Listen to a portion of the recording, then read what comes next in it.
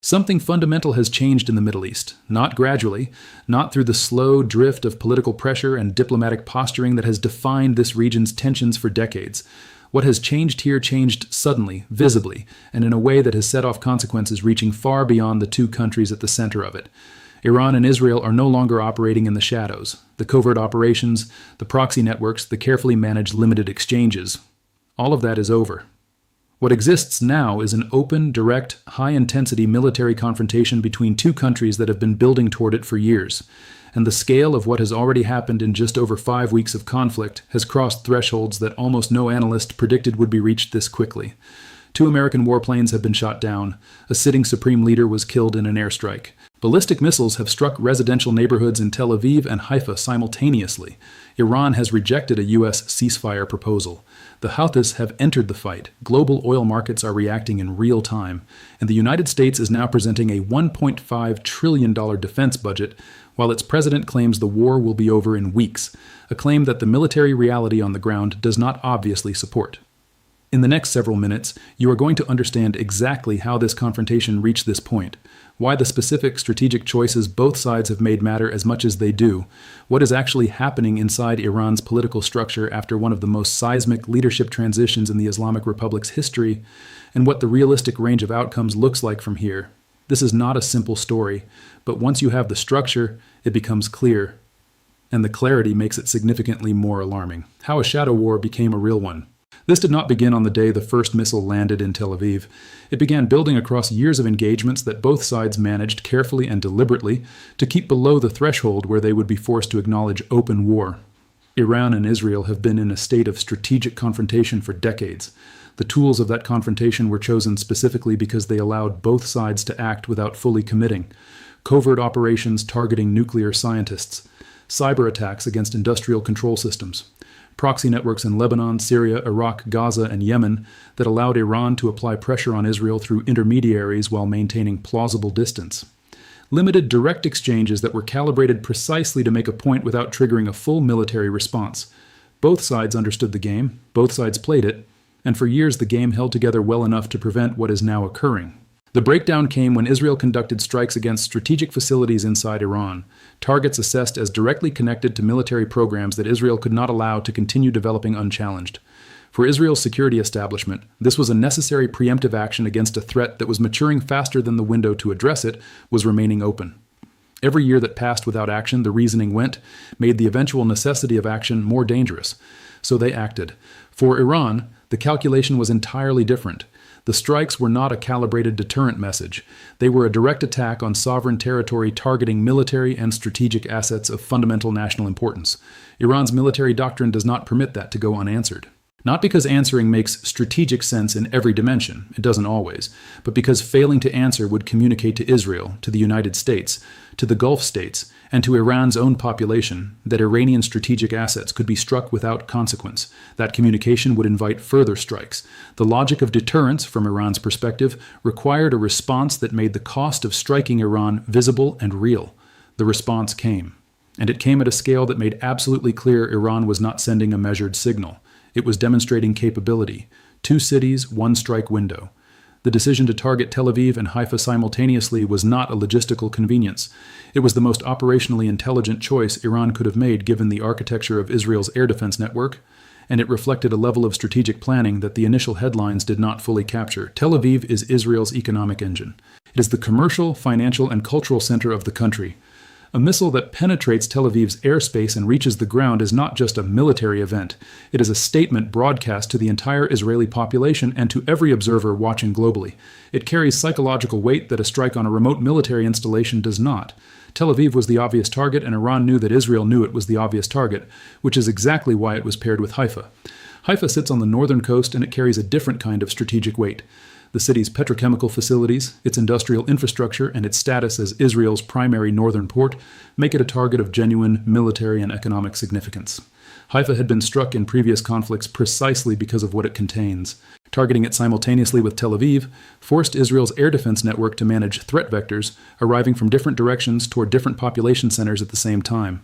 The defensive interceptors, the radar coverage, the command coordination, all of it had to split across a wider geographic response picture instead of concentrating resources on a single threat axis. In Tel Aviv, the damage pattern played out across residential and commercial neighborhoods. Apartment buildings sustained structural damage and blast effects. Windows across multiple districts were shattered. Vehicles in open areas were destroyed or damaged. The emergency response was immediate. Magen David Adom teams deployed across impact sites. Structural assessment teams moved through affected neighborhoods. And residents who had reached shelters in time were protected by the civil defense infrastructure Israel has spent decades building, but not everyone reached a shelter. And for those who didn't, the reality of what a ballistic missile impact delivers in a residential neighborhood was not abstract. One strike in Beit Shemesh, a city in the greater Tel Aviv district, killed 9 people and wounded 28. A residential building took a direct hit. Emergency teams worked through the site for hours. Those 9 deaths were not statistics. They were residents of a neighborhood who went to sleep in their apartments and did not wake up. Iran's parliamentary speaker delivered a televised statement that same day. "You have crossed our red line and must face the consequences." The language was political. The deaths were not. In Haifa, the attack reached the industrial infrastructure the city's strategic profile was built around. The damage there was less visible in civilian terms, but more significant in strategic ones. And the combined effect of striking both cities within the same attack window sent a message that went beyond the physical damage of either strike individually. It demonstrated that Iran had the capacity and the planning depth to force Israel to fight on multiple fronts simultaneously. The missile defense system. Nobody wants to talk about honestly. There is a version of Israel's air defense story that gets told in most mainstream coverage. It emphasizes the impressive interception rates, the technological sophistication of the layered system, and the extraordinary operational achievement of defending against a sustained ballistic missile campaign. All of that is true, and it is also only half the picture. The full picture includes the arithmetic that Iran is deliberately exploiting. Israel's layered air defense architecture operates across 3 primary tiers. Iron Dome handles the lower altitude, shorter range threats, rockets, slower aerial vehicles, projectiles that do not require the kinetic energy of a ballistic intercept. David's Sling engages the medium tier, faster, larger systems that require a more capable interceptor. Arrow 3 operates at the top, engaging long-range ballistic missiles at high altitude during their descent phase. Together, these systems represent one of the most sophisticated active missile defense architectures in operation anywhere in the world, and Iran has been systematically draining it. Every interception consumes an interceptor. Interceptors are precision-manufactured munitions that require months to produce, supply chains that span multiple industrial processes, and costs that run to hundreds of thousands or millions of dollars per unit. An incoming ballistic missile costs a fraction of what the interceptor fired to destroy it costs. That cost asymmetry is not a minor operational footnote. It is the foundational strategic logic of Iran's entire attrition campaign against Israeli air defenses. Fire enough incoming projectiles at high enough volume across enough engagements and the defending interceptor magazine will run down faster than the production capacity can refill it. Iran has been applying this logic from the beginning of this conflict. Wave after wave of launches, not all of them designed to reach targets, but all of them forcing intercept decisions that consume defensive inventory. The Houthis firing from Yemen add another consumption vector. Hezbollah and other proxy forces in Lebanon add more. Each missile fired from any of these sources toward Israeli territory is not just a threat to be managed, it is a unit of attrition against the interceptor stockpile that will eventually need to stop the most capable weapons in Iran's arsenal. When the high-volume ballistic attack against Tel Aviv and Haifa arrived, it did so against an air defense network that had already been absorbing sustained attrition across weeks of conflict. The interception rate remained significant. But significant is not complete. The missiles that were not intercepted found the residential buildings in Tel Aviv and the streets of Beit Shemesh and the industrial zones of Haifa. The system worked. The system also did not stop everything. Both of those statements are simultaneously true, and understanding how they are both true simultaneously is essential for understanding what this conflict is actually doing to Israel's defensive architecture over time. Inside Iran, the most seismic political event in decades. While the missile strikes were dominating the headlines, something was happening inside Iran that carries implications for the trajectory of this conflict far beyond what any single exchange of fire could produce. Ali Khamenei, Supreme Leader of the Islamic Republic of Iran for 34 years, the man who had shaped Iranian foreign policy, religious doctrine, military strategy, and political culture across 3.5 decades, was killed in the opening wave of U.S. and Israeli airstrikes. Let that register for a moment. Not wounded, not forced into hiding. Killed. at his compound in Tehran in a strike that targeted the leadership of the country with the explicit intent of removing the individual who sat at the apex of every consequential decision the Islamic Republic had made since 1989. There is no modern precedent in the history of the United States or Israel for having successfully killed the leader of a major nation-state through a military strike.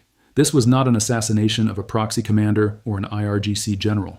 This was the supreme leader of a country of 90 million people, the head of a theocratic state, the commander-in-chief of its armed forces, and the individual whose personal authority underpinned the entire political legitimacy structure of the Islamic Republic. His death did not just remove a person. It created a vacuum at the exact center of a political system that was not designed to function without him, while simultaneously managing an active external military confrontation. The Assembly of Experts, the body constitutionally empowered to select a new supreme leader, convened under conditions that were, to put it mildly, extraordinary.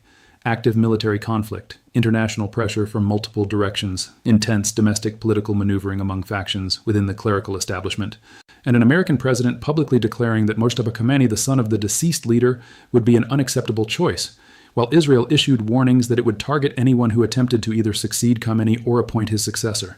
On March 9th, the Assembly of Experts announced its decision. Mojtaba Khamenei was elected as the new supreme leader, receiving 59 out of 88 votes, above the two-thirds majority required for selection. The announcement made official what had been a dynastic succession of a kind the Islamic Republic's founders had specifically designed the system to prevent. Ruhollah Khomeini had deliberately avoided having his son positioned for succession. Ali Khamenei had been selected precisely because he was not the founder's son. Now the second supreme leader had been succeeded by his own son, under duress, under fire, under the weight of a war that the institution he was inheriting was already committed to winning. Reports suggest that several senior Iranian clerics questioned Mojtaba's capacity to lead given health concerns and questions about managerial experience. A figure who had been influential within the IRGC's political networks but had never held formal executive authority was now the supreme leader of a country at war. The transition was legally executed. Whether it was strategically coherent is a different question, and one that will shape how Iran navigates the next phase of this conflict. The regional fire spreading beyond two countries. The Iran-Israel confrontation did not stay bilateral.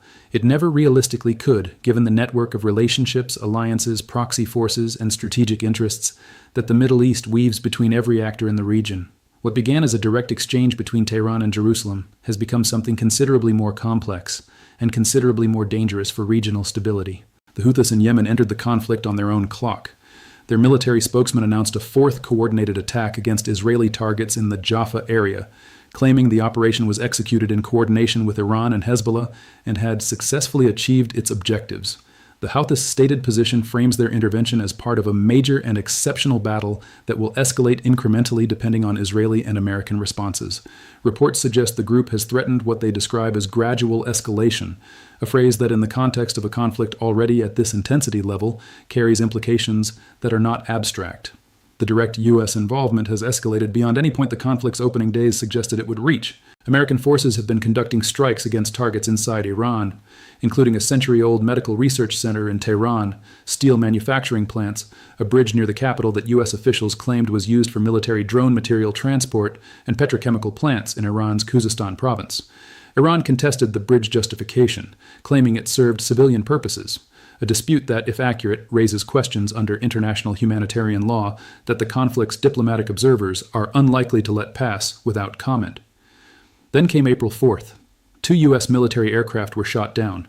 This is not a minor footnote. When American warplanes are being downed by Iranian air defenses in an active conflict, the nature of the U.S. involvement crosses a line that changes the political calculus in Washington in ways that even the most hawkish administration cannot fully manage without consequence. Trump had claimed just days earlier that the U.S. had decimated Iran and that the war would end in 2 or 3 weeks. The downed aircraft arrived as a direct challenge to that framing, and as a signal from Iran that its air defense capacity, even under sustained attack, had not been neutralized. Iran's Foreign Minister Abbas Araghchi said publicly that Tehran is seeking conclusive and lasting terms to end the war. Iran's semi-official Fars news outlet reported that Tehran rejected a U.S. proposal for a temporary ceasefire, though the U.S. neither confirmed the proposal nor commented on the claim. The diplomatic channel is open in the sense that words are being spoken. Whether it is open in the sense that would allow a genuine negotiated pause is a different matter entirely. The global economy is already paying the price. Every conflict has a geographic center. This one's center is the Middle East. But the economic consequences of what is happening in the Middle East do not respect geographic borders. and they are being felt in every country on Earth that uses energy, which is to say every country on Earth. The Persian Gulf region produces a significant fraction of global petroleum output. The Strait of Hormuz, the narrow waterway through which the Gulf's production must pass to reach global markets, is the most strategically important maritime choke point in the world's energy supply chain. An estimated 20% of global oil trade transits through Hormuz on any given day. Military conflict anywhere in proximity to the strait generates immediate uncertainty about safe transit. That uncertainty translates into price responses in energy markets before a single tanker is actually threatened, because markets price in risk, not just reality. The risk is already being priced in. Oil prices have moved, shipping insurance premiums for Gulf transit have moved. The forward curves for energy markets are reflecting assumptions about supply disruption that would have been considered extreme hypothetical scenarios before this conflict began. Those price movements are not abstractions for the countries and businesses that consume energy. They are real increases in input costs, transportation costs, heating and cooling costs, and the embedded energy costs in every manufactured product in global trade.